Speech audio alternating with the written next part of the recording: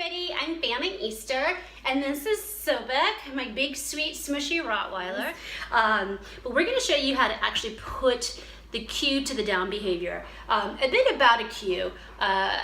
Many people used to call it a command with dog training. Thankfully, that word is gone. Command means do as I say or else. With dogs, we use a cue.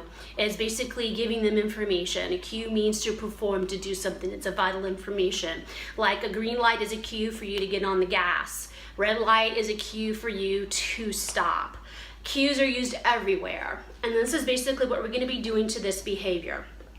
A lot of people forget this and teach the behavior, spend like oodles of time teaching the behavior, but forget to add a cue to it, which I think is a miss. You definitely want to put this on stimulus control, because a lot of my clients will ask, well, what if my dog lays down while I'm cooking?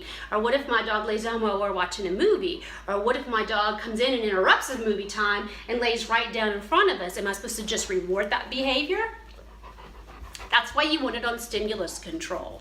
Okay, so we are back and we've got string cheese and a Rottweiler that loves string cheese. So I'm gonna pair a cue. A cue can be anything. Just make sure it's short, simple, quick, fast. It could be a hand signal. Dogs respond to hand signals so much quicker because humans are way more consistent with them.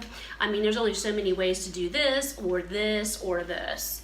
When we use verbal cues, humans, people, pet owners, parents, we're very inconsistent. We say down, down, down, down.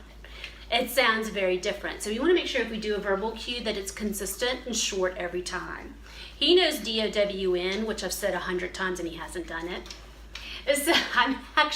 So you don't think I'm cheating, I'm going to use another word, and I am going to use the word spaghetti. That's what we had for dinner last night. Let's see if he knows it. Spaghetti. Sobek. Spaghetti. You can tell he doesn't know it, all right? So now I'm going to go ahead and I'm going to start pairing it. And what you want to do is, I've got slobber up and down my arm. So what you're going to do is you're going to pair,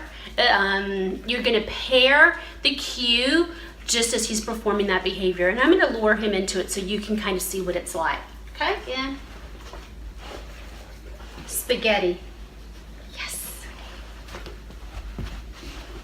And I'm just moving him so he can get up from the down and so you can see him. That's the only reason you see my hand doing that. Other than that, I would toss the treat across the room and see. And actually, I think I might try that next. Spaghetti.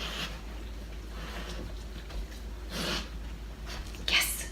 All right, I'm gonna toss the treat across the room. He takes forever to find it. Spaghetti.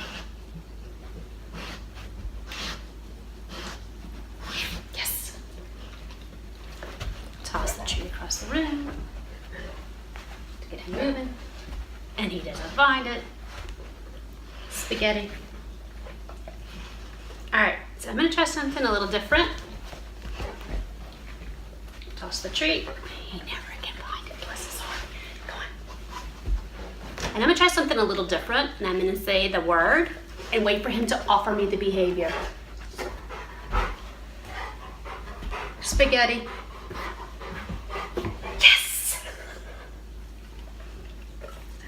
I'll toss the treat. Try it again. Spaghetti. Yes! It never gets old. Hey, it's over there. It's doing a fake throw. It's over there. Let's try one more time. Spaghetti. Now, is he offering it just because he knows that's what's getting rewarded? Could be, but that's when you can take more training sessions, because honestly, that's the first time he's ever heard that word paired with this behavior. So then I would need to kind of just take it out, practice it outside, and reward it. The one thing that's interesting about the cue is once it's on cue, once the dog will respond 90% of the time for a cue, is you just want to reward. Wait, let me reverse back a little bit. When you start adding a cue, then you will only reward cued behaviors. Thank you for visiting us at Dog Training Nation. I'm Fana Easter and this is Sobek, and you guys have a good rest of your day. I'm gonna let him get him some water. Thank you, bye.